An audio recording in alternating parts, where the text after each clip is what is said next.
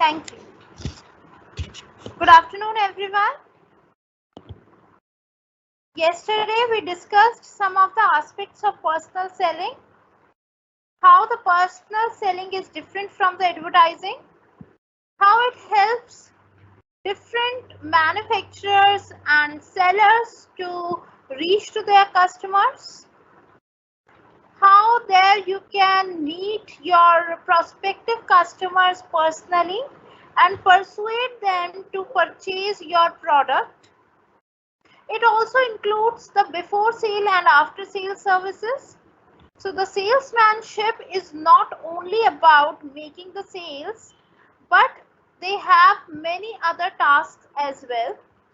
Like we discussed yesterday that they have to do a research to know the market potential. They have to decide upon the territory, the cost estimation, then they have to communicate to the people, they have to answer their queries and give the after sale services as well. So there are lots of things that have to be done by the salesman. Today we will discuss the qualities of good salesman, because salesmanship is an important part of overall promotion mix, and the salesman is an important element of whole process of salesmanship. So salesman आपका main crux होता है कि किस तरीके से आप लोगों से कम्युनिकेट करेंगे, because he is going to be your representative. It is there with him whether he would ask people, whether he would convince people to purchase your product or not, whether he would be able to make sales or not, whether he would be able to make you reach to your goal. So that is why there are a lot of qualities which are required in a good salesman, and today we are going to discuss all those qualities. The first quality that is needed in the good salesman is ambitious. They have to be ambitious. You want someone who wants to grow in this position. That means they should be enthusiastic about the future. They should be ambitious. They should have an aim to reach. They should not be a kind of employee who are just working for the organization. They should work for themselves as well. So that is why they should strive for the new opportunities and new milestones. Ask what they see themselves doing in 1 year, 3 years and 5 years. What does it look like? So you just, if you want to know that whether your sales people are ambitious or not, you can ask them a few questions like where they see themselves after 1 year of the service, or after 3 years or 5 years of the service. So they should be optimistic about the future, and they should be looking ahead for the growth. The first quality is ambitious. Now let's talk about the second quality, that is passionate. Passion sells, clients can feel it, and you want your team members to genuinely believe in what they are selling. So you should be passionate about your services, your job, because it would be clearly visible to the client whether you are passionate about it or not. Because if you genuinely believe in the product that is being sold, अगर मैं खुद ही satisfy नहीं होंगी, suppose I want to sell this mobile phone to you, अब मैं खुद ही इस phone से खुश नहीं हूँ, तो मैं आपको कैसे कन्विंस कर पाऊंगी? इसीलिए सबसे पहले दूसरे को कन्विंस करने से पहले आपको खुद कन्विंस होना जरूरी है. अगर आप कन्विंस होंगे तो आप पैशनेट होंगे, और उतने ही एंथुजियाज्म के साथ आप उस प्रोडक्ट को बेचेंगे. और क्लाइंट को भी पता चलेगा कि आप उसके लिए पैशनेट हैं या नहीं। एक तो मैं आपको बहुत बढ़ चढ़ के इसके फायदे बताऊं, नुकसान बताऊं, या फिर मुझे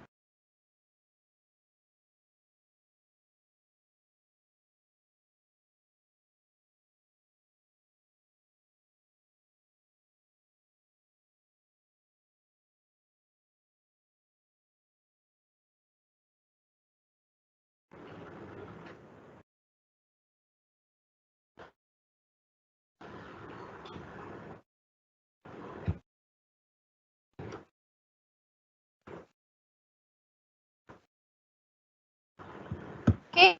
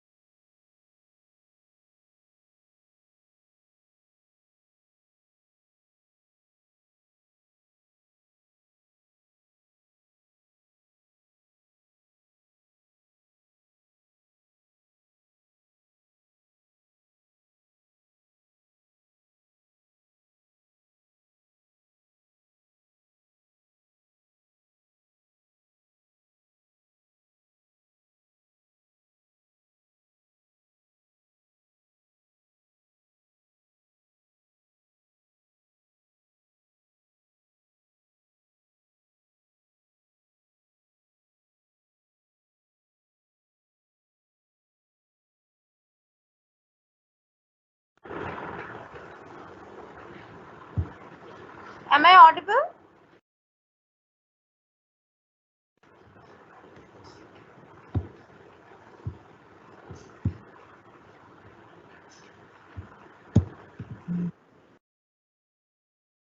अच्छा ठीक है, कॉल डिस्कनेक्ट हो गई थी। We were discussing upon the second point that you should be passionate.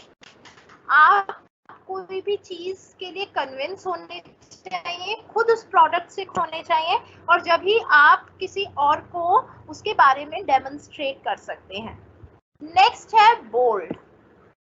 Find a salesperson who is not afraid to make the call, hit the C-suite or get on the stage. यानी एक sales person एक vocal person होना चाहिए। इसे शायद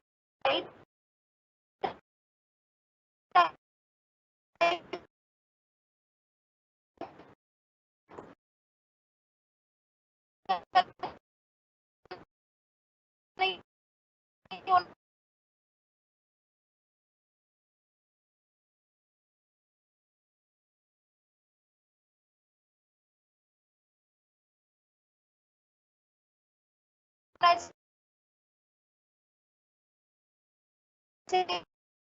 चाहिए कि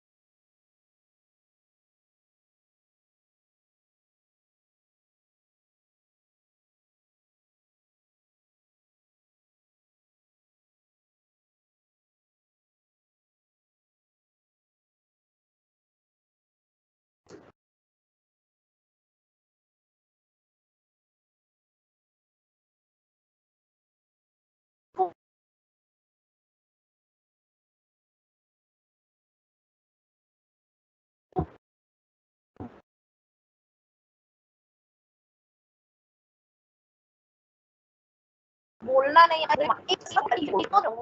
and what to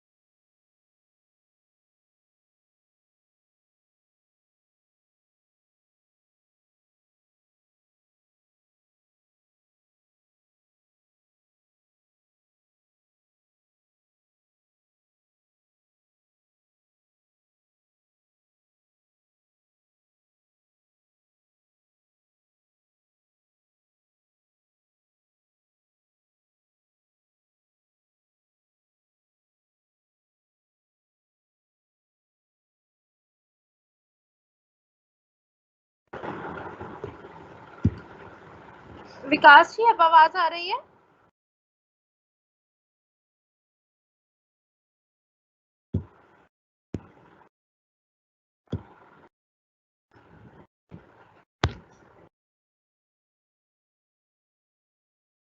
ठीक है, thank you. Let me share again. हाँ जी. So, fifth quality of a salesperson is to be assertive. यानी आपको हर चीज में हाँ नहीं मिलानी है, कभी कभी अपने पॉइंट्स भी रखने हैं. अगर कस्टमर आपको कहता है, सपोज आप वॉशिंग मशीन बेचने गए हैं और कस्टमर आपको कहता है कि वॉशिंग मशीन में अच्छे से कपड़े नहीं धुलते हैं, तो आपको हाँ नहीं मिलानी है. आपको उन्हें बताना है कि कुछ मशीन्स हैं जिसमें नहीं धुलते हैं लेकिन हमारे प्रोडक्ट में अच्छे से धुलते हैं. डेमो देकर बताना है. That is assertiveness. एरोगेंट नहीं होना है, एसर्टिव होना है. नेक्स्ट है confident. You should be confident enough. जो भी आप कह रहे हैं, पहले आप खुद कन्विंस होंगे, जब भी दूसरे को कन्विंस करेंगे. At the same time you should be confident enough कि आप जो कह रहे हैं वो पूरे तथ्यों के साथ कह रहे हैं, आपके पास उसका पूरा एविडेंस है, ऐसे ही हवा में बातें नहीं कर रहे हैं. You should be confident. Next है motivated. You can forget about reaching the quota without this. Motivated होना बहुत जरूरी है. Ask what is your why. Do they enjoy fulfilling clients' need by helping them find the right solution? Do they thrive of taking to the people and building relationship? यानी वो motivated है काम के प्रति या नहीं है. क्या वो यह काम सिर्फ इसीलिए कर रहे हैं क्योंकि आपने कहा है. सेल्स पर्सन की बात कर रही है. सपोज मैं मैनेजर हूँ और बहुत सारे सेल्स पर्सन मेरे अंडर काम कर रहे हैं, तो क्या वो काम सिर्फ मेरे लिए कर रहे हैं या खुद भी उसके लिए मोटिवेटेड है? क्या वो और बढ़ चढ़कर काम करना चाहते हैं? क्या अपने कोटा, जो कोटा आपने दिया है, कोटा क्या होता है कि जैसे आज आपको 5 सेल करनी है या 10 सेल्स करनी है, तो क्या वो कोटे से भी ज्यादा करने को तैयार है?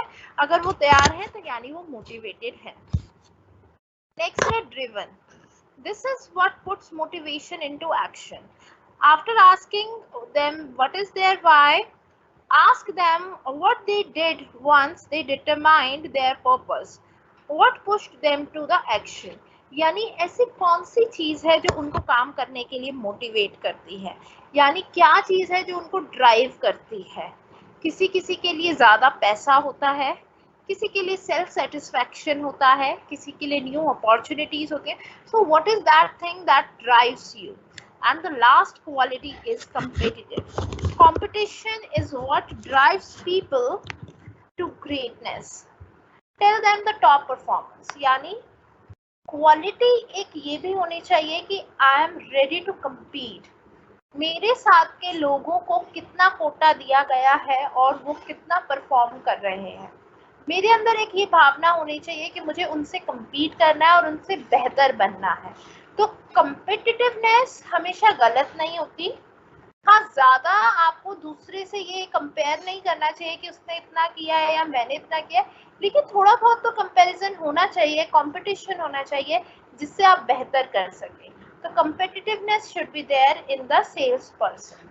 तो आपको मैंने 9 क्वालिटीज बताई हैं. इन 9 क्वालिटीज में से अगर कोई भी पॉइंट आपको समझ नहीं आया तो आप मुझसे दोबारा पूछ सकते हैं.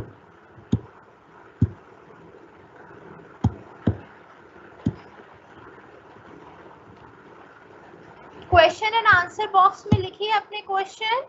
क्वालिटीज में से any quality that I need to repeat again.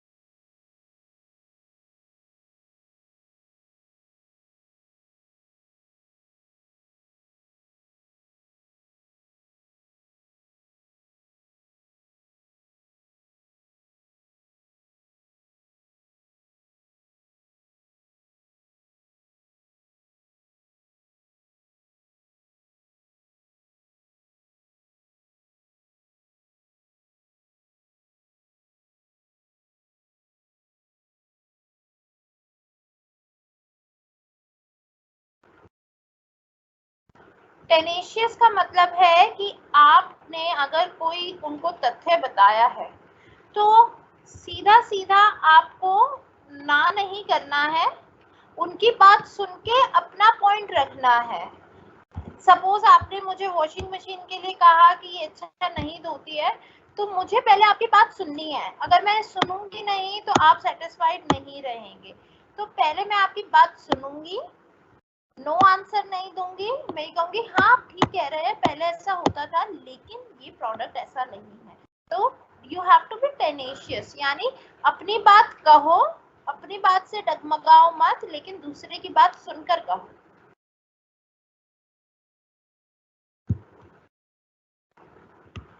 Driven यानी कोई ऐसी चीज होनी चाहिए जो आपको उस जॉब के प्रति ड्राइव करती है, जैसे कि ज्यादा पैसा या ज्यादा अपॉर्चुनिटीज या फ्लेक्सिबिलिटी, कोई ऐसी चीज जो आपको उस जॉब के प्रति खींचती है।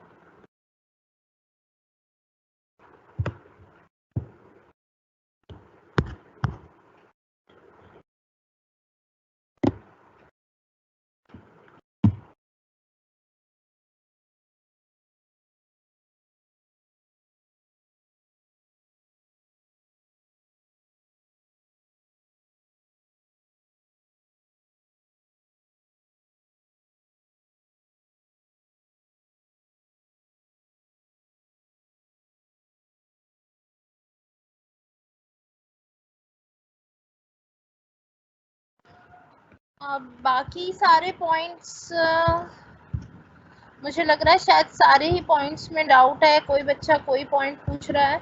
एक बार मैं ब्रीफ दे देती हूँ सारे पॉइंट्स का।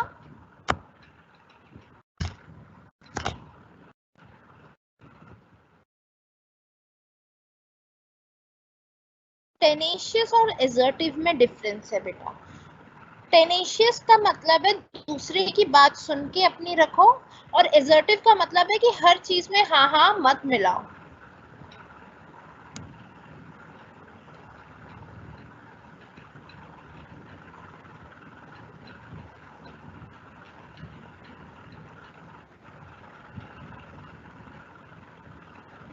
सारे पॉइंट्स एक बार दोबारा बता रही हूँ। एम्बिशियस यानी आपके अंदर कोई ऐसा एम होना चाहिए जो आप अचीव करना चाहते हैं फ्यूचर में। पैशनेट यानी आपको अपना काम पसंद आना चाहिए, आप पैशनेट होने चाहिए अपने काम के लिए। बोल्ड यानी आप शाय नहीं होने चाहिए, आपको बोलना आना चाहिए और आपको प्रेजेंट करना आना चाहिए। टेनेशियस यानी आपको अपनी बात रखनी है, दूसरे की बात सुनकर उनका माइंड चेंज करना है। एसर्टिव यानी आपको दूसरे की बात में हाँ हाँ नहीं मिलानी है, अपने पॉइंट्स को रखना है। सिक्स्थ, कॉन्फिडेंट यानी आप किसी भी प्रोडक्ट के बारे में या सर्विस के बारे में जब बता रहे हैं तो आपका फुल कॉन्फिडेंस होना चाहिए हर चीज में जो आप बोल रहे हैं। मोटिवेटेड, आप अपने काम के प्रति मोटिवेटेड होने चाहिए कि आपको ये काम और अच्छा आगे फ्यूचर में करना है। क्यों कर रहे हैं उसका आंसर पता होना चाहिए कि ये आप अपनी फैमिली के लिए कर रहे हैं, अपने लिए, अपनी ग्रोथ के लिए कर रहे हैं, क्यों कर रहे हैं, मोटिवेटेड होने चाहिए आप। ड्रिवन का मतलब है कि आप में कोई ऐसी चीज होनी चाहिए जो आपको काम करने के लिए जुझारू करती है, आपको हर डेली उसी काम के लिए और ज्यादा बढ़ाने के लिए उस काम को it helps you, it gives you kick. अब मैं उसको हिंदी में क्या बताऊं कि कोई ऐसी चीज हो जो आपको किक देती हो उस काम को करने के लिए। और कंपेटिटिव यानी आप में थोड़ी सी कंपटीशन की भावना होनी चाहिए कि बाकी के सेल्समैन कैसा परफॉर्म कर रहे हैं और आप कैसा कर रहे हैं, ताकि आप बेहतर कर सकें।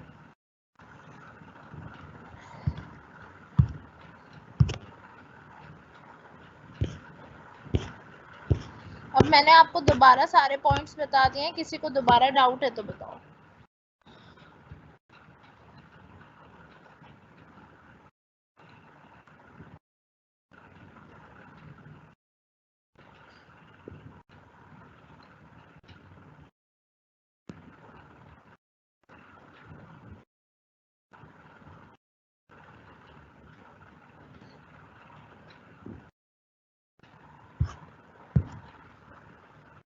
मैं आज की क्लास आपकी 2:30 पे क्लोज कर दूंगी because I have my another class from 3 to 4। तो आपकी क्लास आज 2:30 पे खत्म हो जाएगी।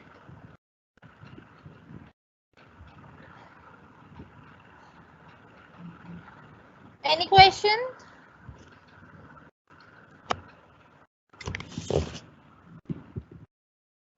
आवाज ठीक से? Let me adjust my mic.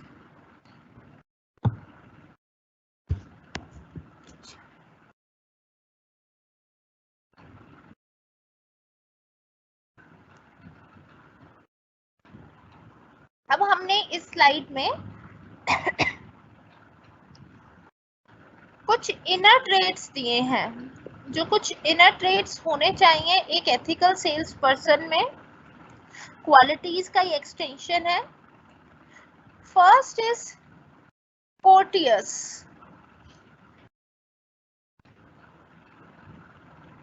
Courteous होना चाहिए। This one gives you insights into their personality traits. See if they thank you right after the, यानी ये courteous आया courtesy से। courtesy का क्या मतलब है? जब आपके लिए कोई काम कुछ अच्छा काम करता है तो आप उसको थैंक यू बोलते हैं, इतनी तो कर्टेसी बनती है। या आपके घर कोई आया है तो आप उससे कोई चीज़ पूछते हैं, आप उनसे पानी पूछते हैं, कोल्ड ड्रिंक पूछते हैं, तो वो कर्टेसी होती है। तो जो एक सेल्स पर्सन है वो कर्टियस होना चाहिए, यानी कि आप देखिए कि वो किस तरीके से बिहेव कर रहे हैं, क्या सिर्फ अपने काम पे ही ध्यान दे रहे हैं या फिर उनको वैसे भी वो वेल मैनर्ड हैं, तो वो मैनर्स होने चाहिए। नेक्स्ट है honest. You want people you can trust with your firm and your clients, यानी आपके जो सेल्स पर्सन है वो ऑनेस्ट होने चाहिए।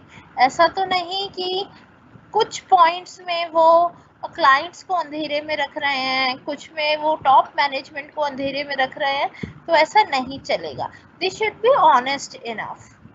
Next is helpful. This helps you uncover their customer service skills. Ask what they did the last time one of their clients had a challenge with their product or service. This answer will shed light on how they manage customer needs and if they will be successful at overcoming challenges and building the lasting relationship. यानी वो helpful होने चाहिए। Suppose मुझे कोई चीज़ समझ नहीं आ रही है तो सेल्स पर्सन उनको हेल्प करे, और सिर्फ उस प्रोडक्ट से रिलेटेड ही हेल्प नहीं करनी, अगर वैसे भी कोई क्वेरी आ रही है तो उसमें भी कस्टमर की हेल्प करनी आनी चाहिए। नेक्स्ट है humble. Egomaniacs can destroy a sales team and karma usually has a way of catching up with them. यानी ईगो नहीं होना चाहिए उनमें। सपोज मैंने आपको कहा, अब सेल्स मैन जो आते हैं शायद हम भी उनको अच्छे से ट्रीट नहीं करते हैं, लेकिन वो बहुत पोलाइट होते हैं।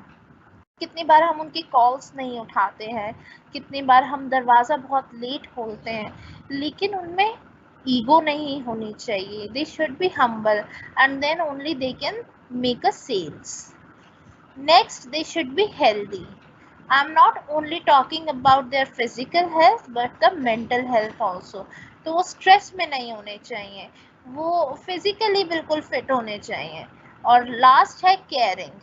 Empathy puts you on the same side of the table as the prospect.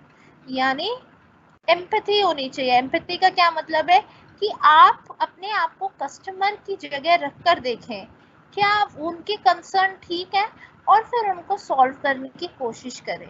So you should be having a caring nature और you should have empathy towards your customers.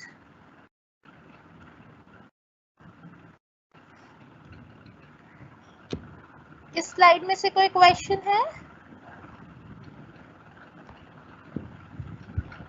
पहले हम सारे ट्रेड्स कर लेते हैं and then we will discuss trades of a good deal closure.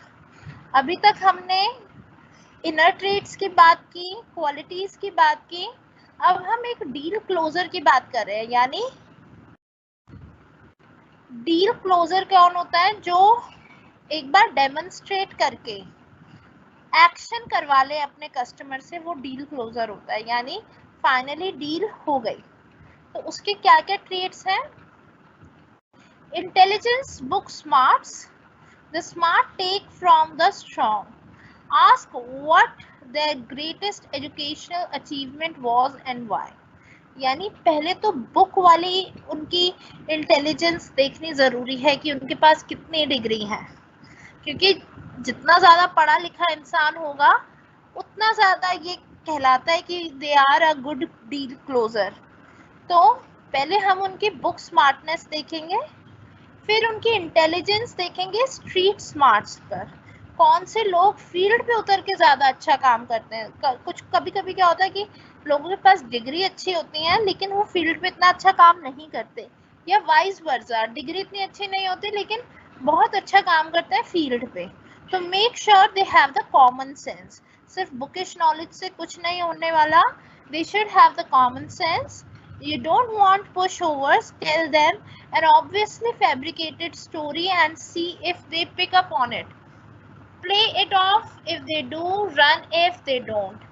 यानी उनको एक स्टोरी सुनाकर देखिए आप, जो बिल्कुल ही मनगढ़ंत है, यानी आपकी बनाई हुई स्टोरी है, और फिर देखिए कि वो उसमें से कैसे पिक कर पाते हैं क्या कि आपने क्या सच बोला है और क्या झूठ बोला है। अगर वो उनके कॉमन सेंस अच्छी है तो वो जल्दी से पिक कर पाएंगे, अगर नहीं कर पाएंगे तो they should not be your sales person. Next point है awareness. Are they able to take the measure of person? Read a room, ask them a question about the person who walked them back to your office. If you are a remote company, ask them the person at your company they first spoke on the phone or via video. Did they pay attention and can they answer? यानी उनमें कितनी awareness है आपकी company को लेकर, और इसको जांचने का क्या तरीका है, उनसे बात करो। सपोज अभी कोई रूम में आया था, आप उनका इंटरव्यू ले रहे हो, तो पूछो कि क्या आपने ये देखा कि कौन आया था रूम में, या फिर अगर उनकी फोन पर बात हुई थी या वीडियो कॉल हुई थी तो उनको कहो कि क्या आपको नाम याद है कि किससे बात हुई थी। यानी वो कितने अटेंटिव हैं, कितनी अवेयरनेस है उनमें। ये भी एक डील क्लोजर की बहुत अच्छी निशानी होती है कि आप कितना जल्दी ऑब्जर्व करते हैं कि आपके कस्टमर्स आपको क्या कह रहे हैं। Next, inquisitive. Inquisitive salespeople uncover needs and pain points. Do they ask more than just cursory questions and about the position? See if they ask about your career track with the firm. यानी आपको ये देखना है कि ऐसा तो नहीं है कि सेल्स पर्सन सिर्फ उन्हीं चीज़ों के बारे में बात कर रहा है जो आप पूछ रहे हैं या कस्टमर पूछ रहा है। एक सेल्स पर्सन की ये भी ट्रेट होता है कि कुछ हिडन चीज़ों को भी खोलकर अपने कस्टमर के आगे रख दे। सपोज मुझे कोई डील करनी है क्लोज, तो मैं आपको सारी टर्म्स एंड कंडीशंस अच्छे से बताऊं ताकि कल को आप ये ना कह सके कि हमें तो ये बताया ही नहीं था। तो a person should be inquisitive, यानी अपनी तरफ से कुछ नीड्स और पेन पॉइंट्स को खुद इलैबोरेट करे ताकि बाद में आगे चलकर किसी भी कस्टमर को कोई डिससेटिस्फैक्शन ना हो। यहाँ पे हमने कुछ और ट्रेट्स लिखे हैं।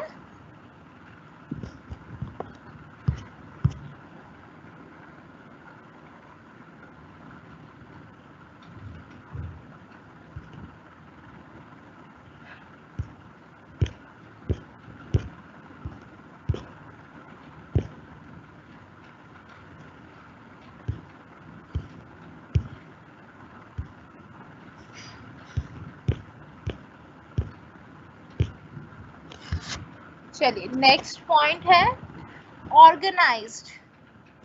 दे शुड बी ऑर्गेनाइज्ड। ऑर्गेनाइज्ड का मतलब यहाँ पर घर की ऑर्गेनाइजेशन से तो है नहीं, यानी आपको अपनी प्रेजेंटेशन को ऑर्गेनाइज करना आना चाहिए।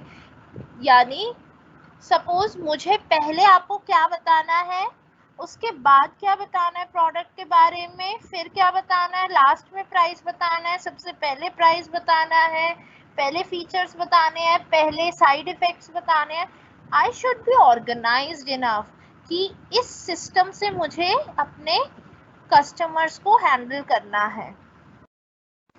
21st ट्रेट है analytical, very helpful for complex sales.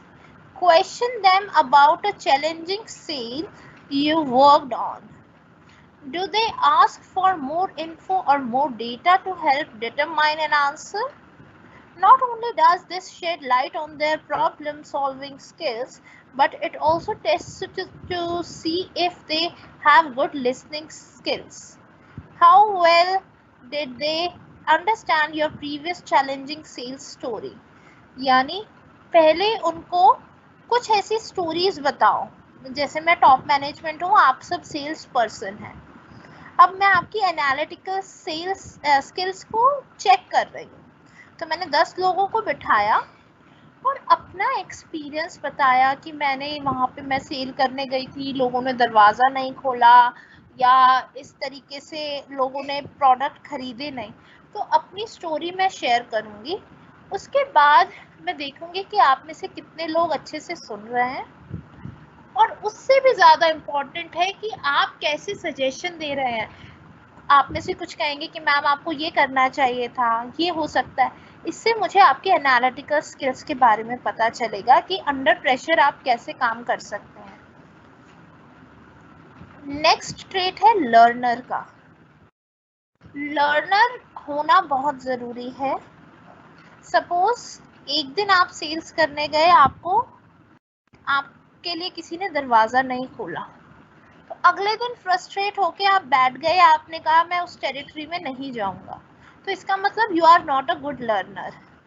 आपको पता होना चाहिए कि कैसे एक बार हारने के बाद कैसे दोबारा उसी टेरिटरी में जाकर आप जीत सकते हैं।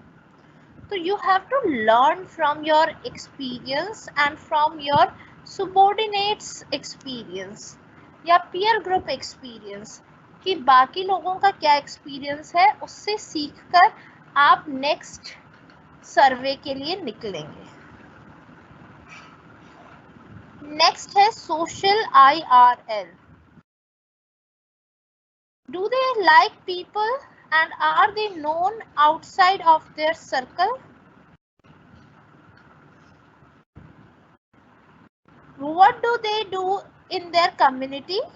Good relationships IRL often translate to the strong customer relationship at work.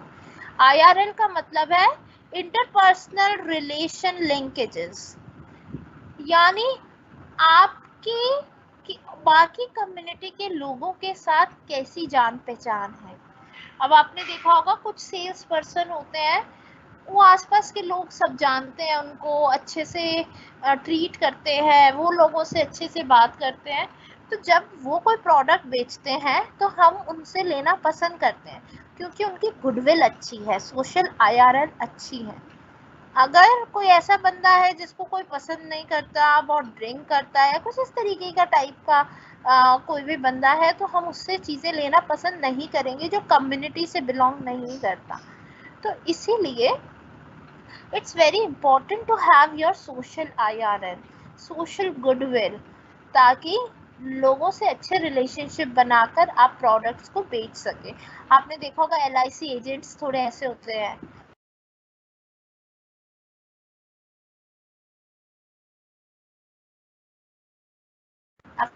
बनाते हैं फिर प्रोडक्ट बेचते हैं।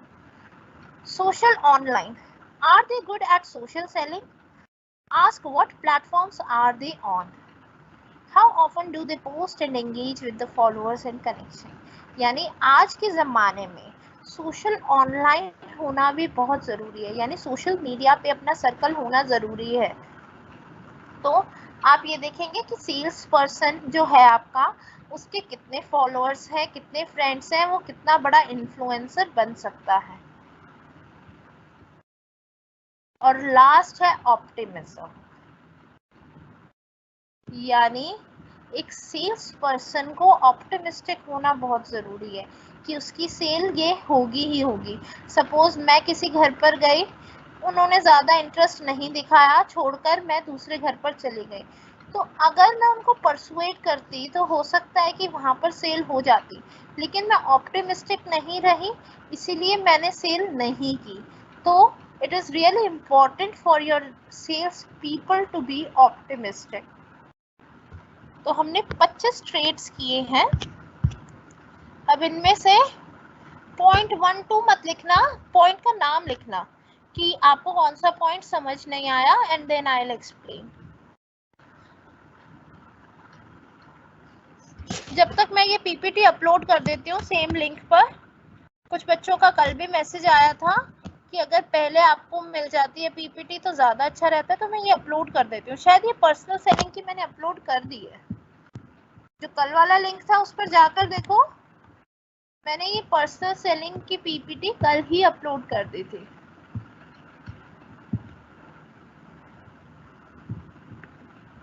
जब तक रेज योर क्वेरीज।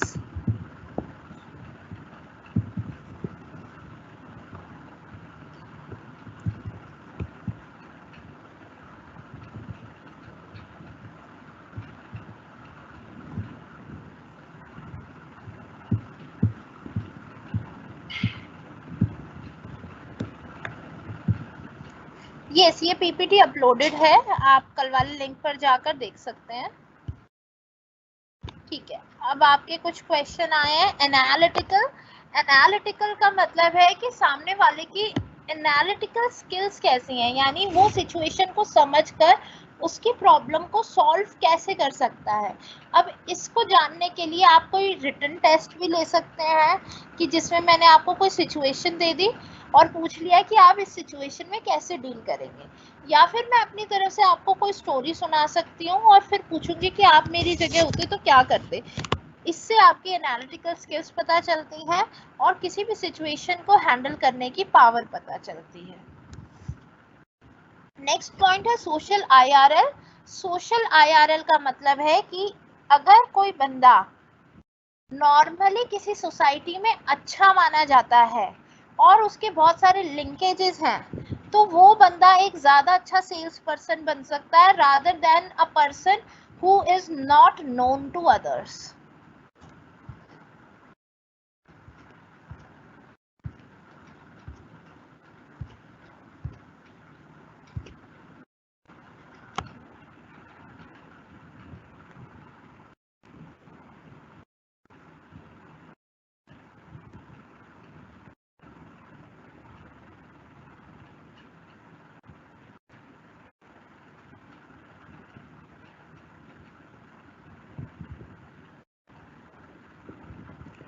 IRL की फुल फॉर्म है यहाँ पे इंटरपर्सनल रिलेशनशिप लिंकेजेस, या फिर आप इनको इसको सिंपलर फॉर्म में सोशल इन रियल लाइफ भी ले सकते हैं, क्योंकि हमने सोशल ऑनलाइन भी पढ़ लिया और सोशल इन रियल लाइफ भी पढ़ लिया। जो लोगों के साथ मिलजुल कर कम्युनिटी का पार्ट रहता है वो सोशल आईआरएल कहलाता है। जो बंदा ऑनलाइन बहुत लोगों के संपर्क में रहता है, किसी के 5000 फ्रेंड्स हैं, किसी के लैक्स ऑफ फॉलोअर्स हैं, तो वो सोशल ऑनलाइन प्रेजेंस में भी अच्छा कहलाता है। तो ये दोनों चीज़ें होना ज़रूरी है ताकि लोगों को आसानी से सामान बेचा जा सके।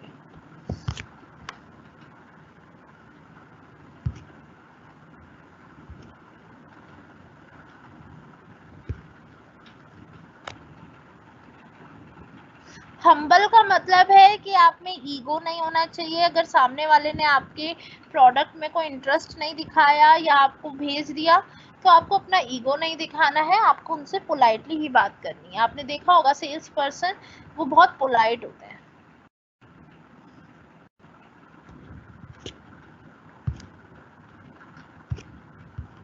ऑप्टिमिस्टिक का मतलब है कि आपको हमेशा ये सोचना है कि ये सेल तो होगी ही होगी। आपको ये नहीं सोचना कि भाई अगर ये इंटरेस्टेड नहीं है तो ये आपसे खरीदेगा ही नहीं। आपको ये सोच के चलना है कि कोई नहीं, ये इंटरेस्टेड नहीं है, लेकिन अगर मैं इसे समझाऊंगा तो ये इंटरेस्टेड हो जाएगा। तो आपको ऑप्टिमिज्म रखना है। की सेल्स होगी ही होगी।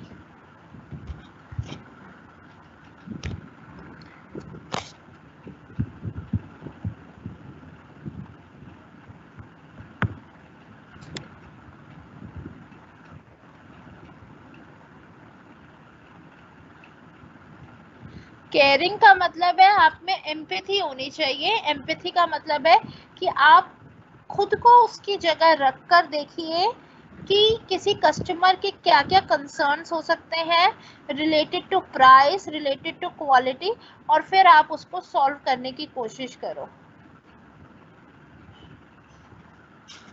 You should care about their feelings as well. Driven का मतलब है कि आपके अंदर कोई ऐसी चीज होनी चाहिए जो आपको ड्राइव करती है काम करने के प्रति। वो आपकी सैलरी हो सकती है, आपकी न्यू अपॉर्चुनिटीज हो सकती है, वर्क एनवायरनमेंट हो सकता है, कोई भी ऐसी एक चीज हो सकती है। तो आप ड्रिवन होने चाहिए, यानी खुद काम करने के लिए इच्छुक होने चाहिए।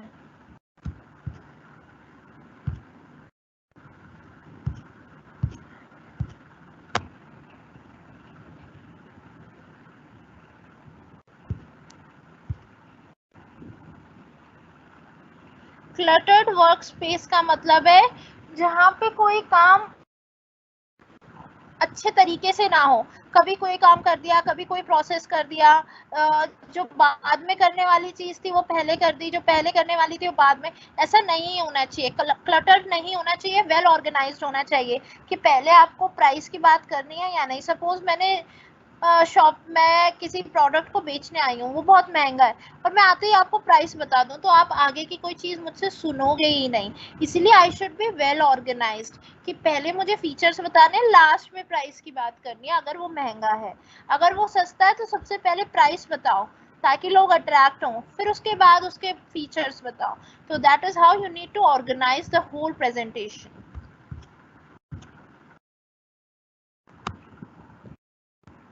स्ट्रीट स्मार्ट यानी जो फील्ड पे स्मार्टली बिहेव कर सके। सिर्फ डिग्री से कुछ नहीं होता। सपोज आपके पास बहुत बड़ी बड़ी डिग्रीज है लेकिन आपको बिहेव करना ही नहीं आता, तो दोनों ट्रेड्स होने जरूरी हैं। डिग्री होना भी जरूरी है लेकिन उसके साथ में स्ट्रीट स्मार्टनेस भी होनी चाहिए, यानी फील्ड स्मार्टनेस।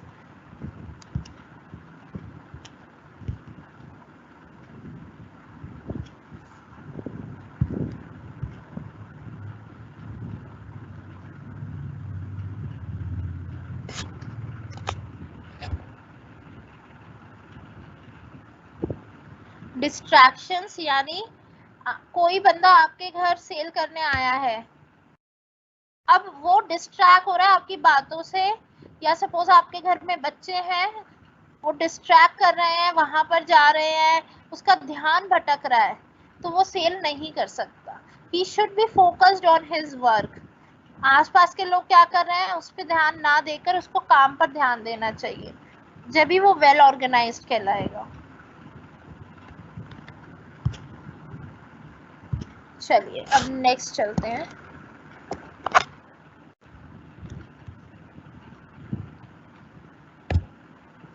अब ये मॉडल आप सबको आता है, एडा मॉडल लिखा है, लेकिन सेलिंग में हम इसमें एक एस और लगा देते हैं, AIDAS model, and S stands for satisfaction. तो बाकी के एलिमेंट सारे सेम है, लेकिन इसमें सेटिस्फैक्शन एक एलिमेंट को हमने इंक्लूड कर दिया है, क्योंकि पर्सनल सेलिंग में आप एक्शन के बाद सेटिस्फैक्शन भी देखते हैं कि आपके कस्टमर जो है वो सेटिस्फाई है प्रोडक्ट से या नहीं है। EDA stands for attention, interest, desire, action and satisfaction. Attention, the consumer becomes aware of the category of the product or brand. तो यानी यूजुअली अगर कोई प्रोडक्ट बेचने आया है तो इस स्लाइड से यहाँ से हम डिस्कस करते हैं। Gaining attention is a skill, यानी सबसे पहले कोई भी सेल्स पर्सन आपको कोई प्रोडक्ट बेचने आया है तो वो आपकी अटेंशन ग्रैब करेगा, यानी आपको पहले तो बताएगा कि ये कौन सा प्रोडक्ट है, सर्फ है, लैपटॉप है, मोबाइल फोन है, वॉशिंग मशीन है, क्या बेच रहा है पहला, दूसरा कौन से ब्रांड का है। तो यानी he is seeking your attention. Gaining attention is a skill which can be developed in practice just like any other skill. The phrase first impression is the last impression is applicable here. यानी शुरू में ही जो first impression होता है sales person का और product का, वो हमेशा लास्ट तक रहता है। इसीलिए it is very important for the sales person to make a good first impression. The salesperson's initial attempt should be to make the customer completely happy. Casual discussion is one of the best openers for the seller to gain the customer attention. यानी सबसे पहले वो normally बात करता है ताकि आपकी attention ले सके। सीधा प्रोडक्ट पे आ जाएगा तो आपको लगेगा बहुत ज़्यादा बिजनेस माइंडेड है। तो पहले कैजुअल डिस्कशन करते हैं, आपके बारे में पूछते हैं, आपको किस तरीके के प्रोडक्ट यूज़ करते हैं, आप थोड़े इधर उधर की बातें करते हैं ताकि आपकी अटेंशन ग्रैब कर सके. The aim here is to put the prospect in the right frame of mind to continue the sales talk. उसके बाद धीरे धीरे आपको सेल्स तक ले जाते हैं. In order to participate in the face-to-face interview, the seller needs to convince the prospective customer. यानी face-to-face interview में convince करना बहुत ज़रूरी होता है customer को. A good start to discussion can provide the stage for a full sales presentation. In order to make the prospective customers aware of their sales presentation, a seller must apply his social and physiological psychological skills. यानी जब भी कोई sales presentation होती है तो आपको एक अच्छा स्टार्ट करना होता है. शुरू में ही आपको ईगो नहीं दिखाना है, शुरू में ही आपको ब्लंट नहीं होना है, बहुत पोलाइटली आपको अटेंशन ग्रैब करनी है ताकि आप नेक्स्ट स्टेप पर जा सके, नहीं तो वो फर्स्ट स्टेप से ही आपको बाहर भेज देगा. तो you have to seek the attention and you must apply your social and psychological skills. यानी पहले सामने वाले की साइकोलॉजी समझो, उसको किस तरीके से बोलना पसंद है. सपोज हमारे पेरेंट्स है घर पे तो वो उनको आके नमस्ते करेंगे, नमस्ते aunty uncle this and that, उसके बाद वो समझाएंगे कोई चीज़. तो सामने वाले की साइकोलॉजी समझ के उस तरीके से बिहेव करना बहुत ज़रूरी है. फिर नेक्स्ट है interest creating. The second step is to increase the attention of the prospects to have a strong interest. तो ये उसी की तरीके से है जैसा हमने एडवर्टाइजिंग में एडा मॉडल पढ़ा था कि आपको पहले तो अवेयरनेस फैलानी है, फिर इंटरेस्टेड करना है उनको. तो यहाँ पे भी इंटरेस्ट क्रिएट करना है. इंटरेस्ट क्रिएट करने के लिए आपको अलग अलग फीचर्स बताने हैं. अगर वो क्वेश्चन पूछते हैं तो क्वेश्चन का आंसर देना है और साथ ही में उनको इंटरेस्ट क्रिएट करने के लिए कुछ मेन पॉइंट्स बताने हैं अपने प्रोडक्ट के, जिससे वो अपना स्ट्रॉन्ग ओपिनियन बना सकें आपके प्रोडक्ट के लिए और आगे जानने के लिए इच्छुक हों कि इसमें और क्या है. तो एक बार ये स्लाइड खुद पढ़ लो, कुछ ज़्यादा नहीं है इसमें. जैसे हमने एडवर्टाइजिंग में इंटरेस्ट क्रिएट किया था वैसे ही यहाँ पर करना है, बट वो पर्सनल सेलिंग के थ्रू हो रहा है, यानी आप फेस टू फेस बात करके कर रहे हैं.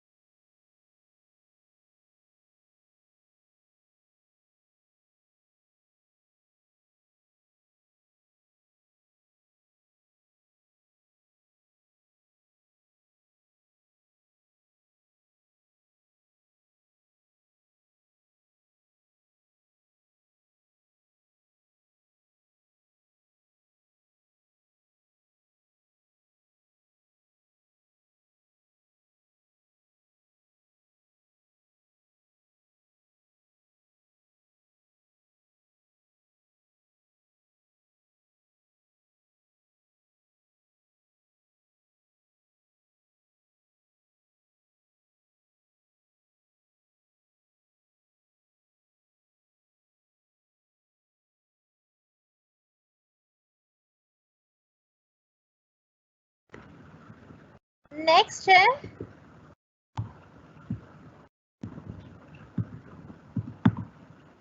डिजायर। डिजायर भी हमने एडा मॉडल में पढ़ा है एडवर्टाइजिंग में। डिजायर का मतलब है जब आपके अंदर ये इच्छा जागृत हो जाए कि आपको वो प्रोडक्ट खरीदना ही है। तो ये स्टेज सबसे बेस्ट स्टेज होती है, क्योंकि अब आप कस्टमर को कन्विंस कर चुके हैं प्रोडक्ट के लिए। बस अब सारी बात आके प्राइस पे अटक जाती है। प्रोडक्ट पसंद आ चुका है, तो डिजायर तक पहुंचने के लिए क्या करना है, इस स्लाइड में लिखा है, एक बार पढ़ लीजिए।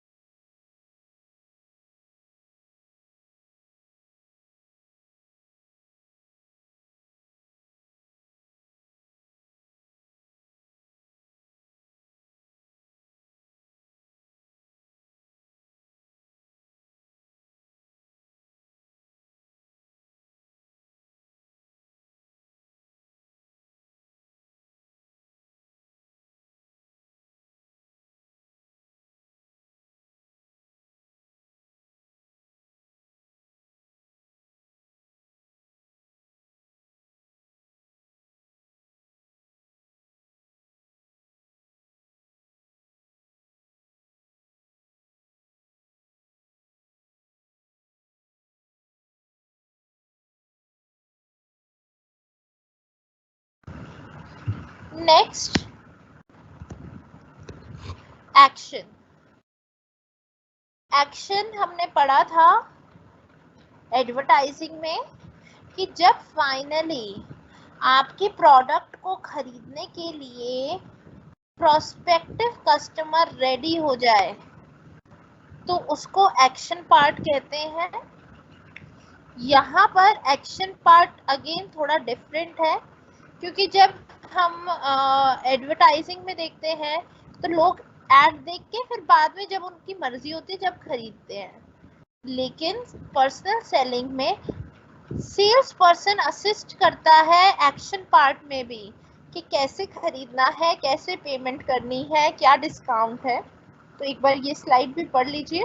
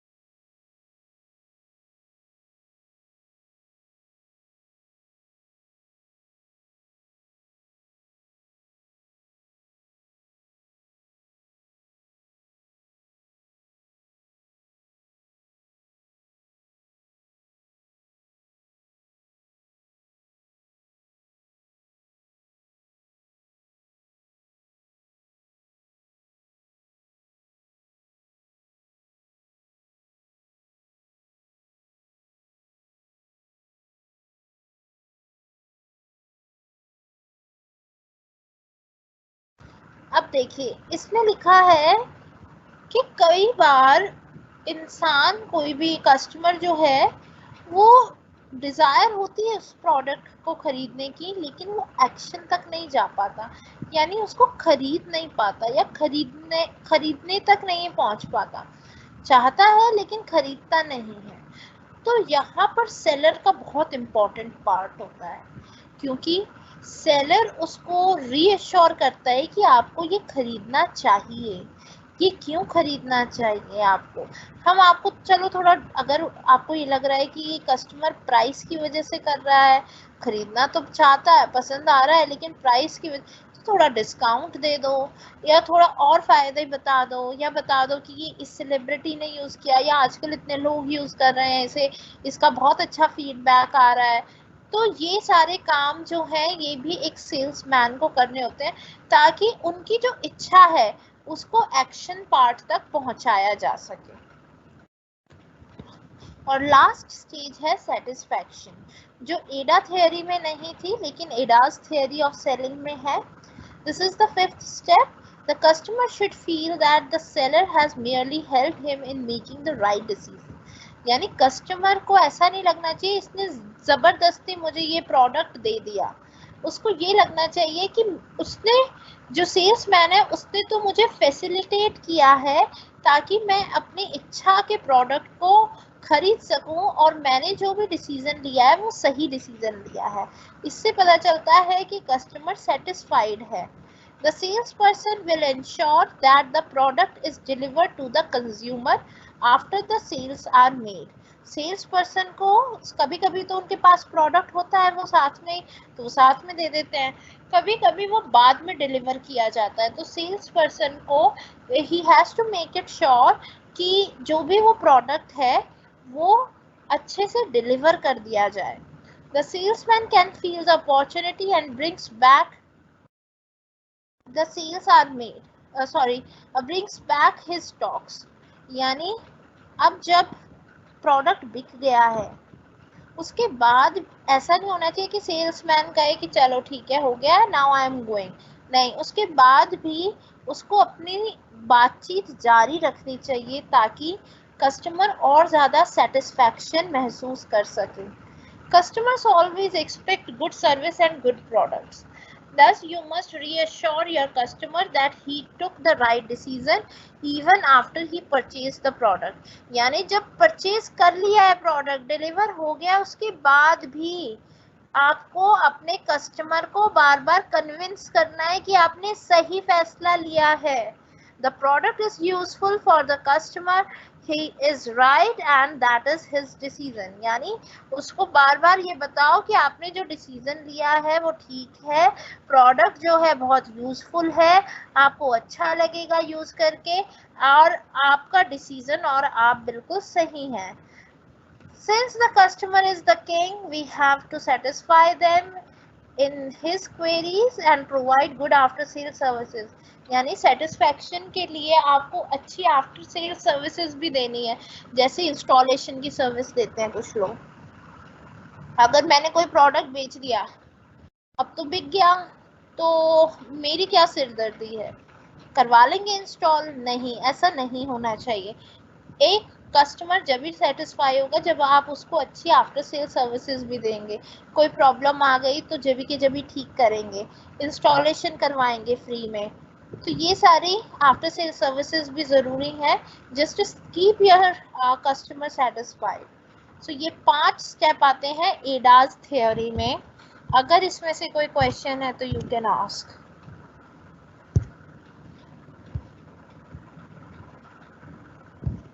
वो मॉप का तो एक एग्जाम्पल दे रखा है कि कोई टूल दे रहे हैं या मॉप पोछा होता है, उस तरीके का कोई प्रोडक्ट बेच रहे हैं तो।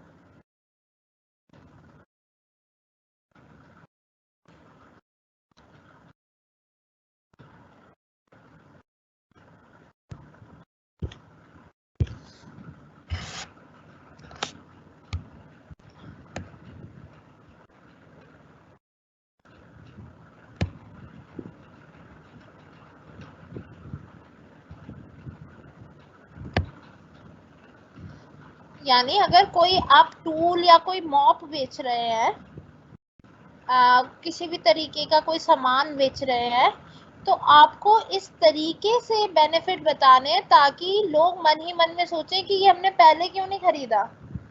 ये लिखा है डिजायर में कि डिजायर कैसे क्रिएट करनी है।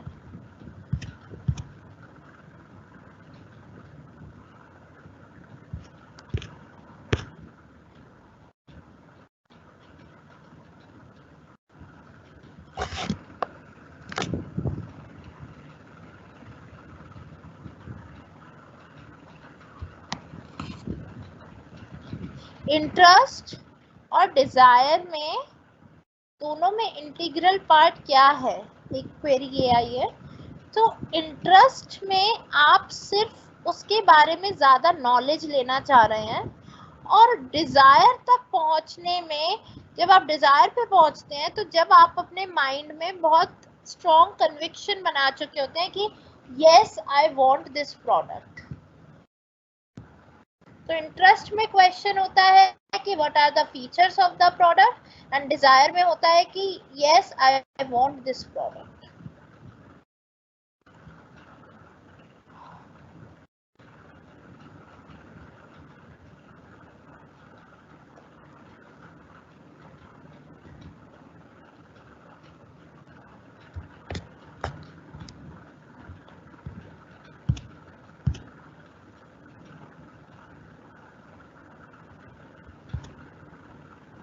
half part of satisfaction।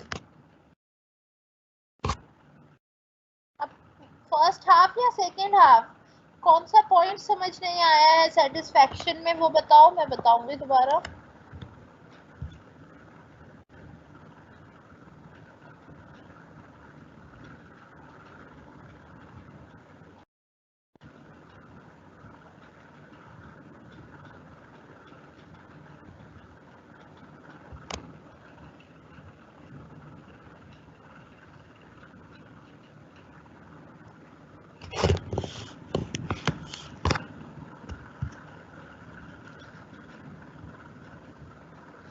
Shivani, कौन सा हाफ पार्ट सेटिस्फेक्शन का पूछ रहे हो?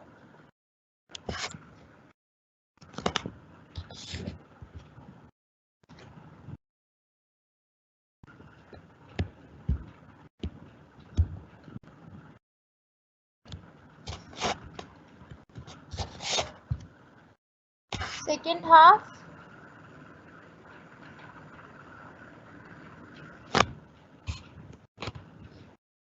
सेटिस्फेक्शन में आपको ये अश्योरेंस लेना होता है कि एक्शन के बाद, यानी प्रोडक्ट तो खरीद लिया, ऑन पेपर्स तो आपका काम सफल हो गया, लेकिन अभी भी आपको ये एश्योरेंस चाहिए कि आपका कस्टमर सेल से सेटिस्फाई है या नहीं। क्योंकि अगर वो सेटिस्फाई नहीं होगा तो 10 लोगों को जाकर कहेगा कि ये तो मुझे खरीदना नहीं था, ज़बरदस्ती चेप दिया एंड दिस एंड दैट। तो आपको कस्टमर को सेटिस्फाई करना है कि जो आपने परचेजेस की है वो आपका राइट डिसीजन था, आपने बिल्कुल सही किया ये लेके। आपके अंदर कोई भी ऐसी भावना नहीं आनी चाहिए कि मैंने क्यों लिया।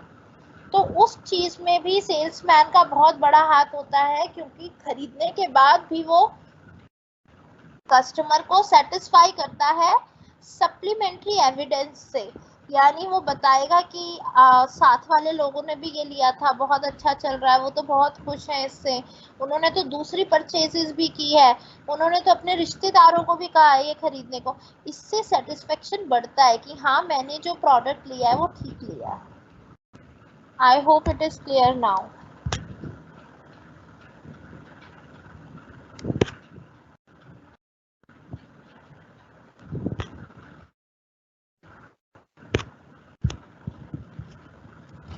एक्शन है जब आप प्रोडक्ट को खरीदते हैं एक्चुअली। तो एक्शन में आपको कुछ चीज़ों में ध्यान देना पड़ता है, जैसे कि आपको पता है कि सामने वाला इंटरेस्टेड है प्रोडक्ट खरीदने में, लेकिन प्राइस की वजह से नहीं ले रहा है, प्राइस हाई लग रहा है। तो फिर एक्शन पार्ट में सेल्समैन का क्या काम होता है कि उसको थोड़ा बहुत डिस्काउंट बताए, या फिर और एडिशनल फीचर्स बताए प्रोडक्ट के, ताकि उसको ये लगे कि ये ज़्यादा महंगा नहीं है। तो सामने वाले की स्थिति को जानकर कि सामने वाला चाह तो रहा है प्रोडक्ट खरीदना, लेकिन ऐसी क्या चीज़ है जो उसको रोक रही है खरीदने से, उसको जानकर वो सॉल्व करना सेल्समैन का काम होता है। तो वो एक्शन पार्ट में आता है।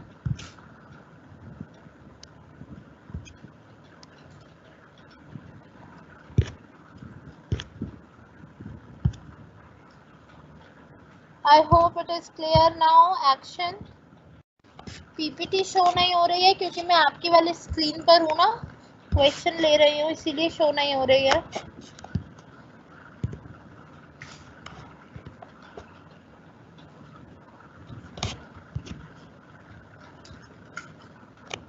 और कोई क्वेश्चन है?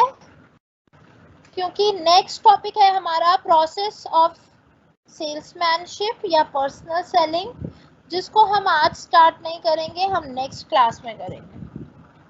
Because I also have my class from 3 to 4, तो इसीलिए आज की क्लास में आपकी जल्दी खत्म कर रही हूँ।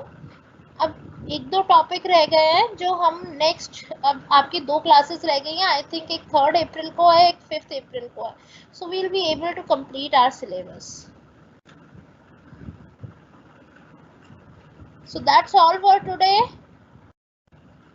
अगर कोई और क्वेरी है तो अभी बता सकते हो। You have 10 minutes.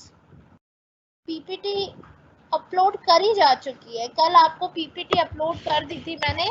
हाँ, अगर लिंक दोबारा देना है तो मैं लिंक दोबारा दे देती हूँ आज।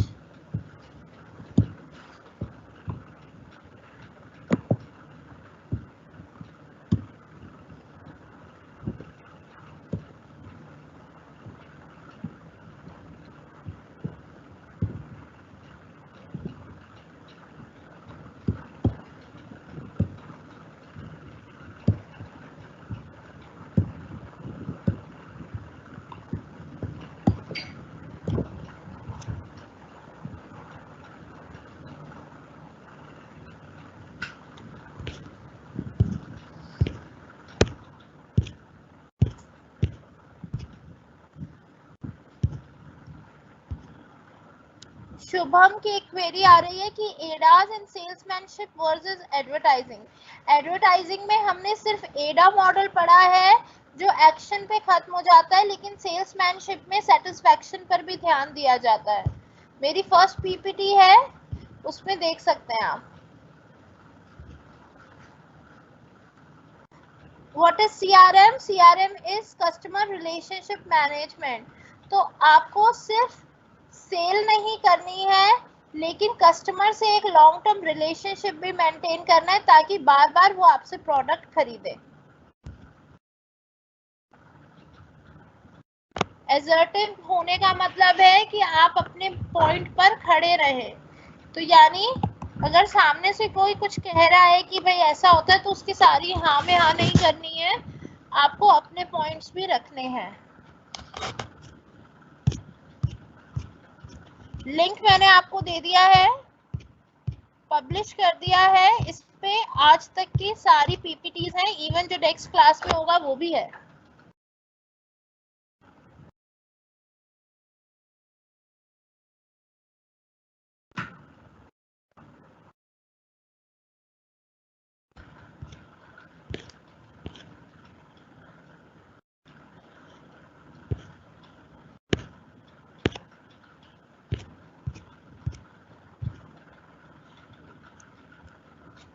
चलिए आज के लिए इतना ही। See you in the next class on 3rd of April. Bye bye, take care.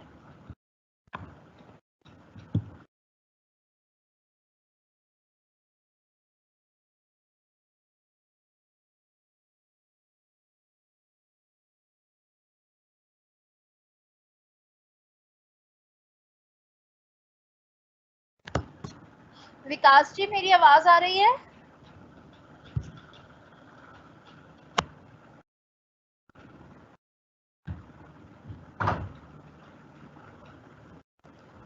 Vikas ji, am I audible?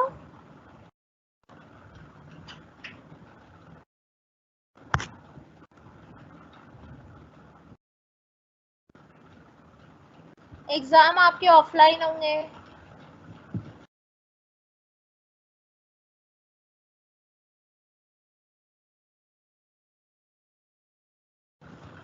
Inquisitive मतलब कि सिर्फ जो सामने से क्वेरी आ रही है उसी को रिजॉल्व नहीं करना, अपनी तरफ से भी कुछ पॉइंट्स जो कंसर्न रेज कर सकते हैं इन फ्यूचर वो भी आपको क्लियर करने हैं।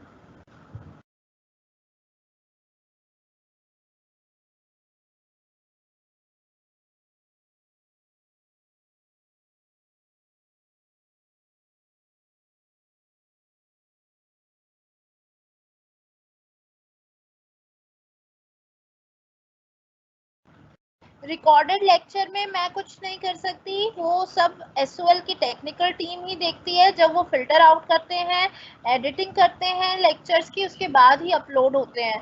तो I can not do anything. आप अपने डैशबोर्ड पर चेक करते रहिए, जब अवेलेबल होंगी ये क्लासेस आ जाएंगी।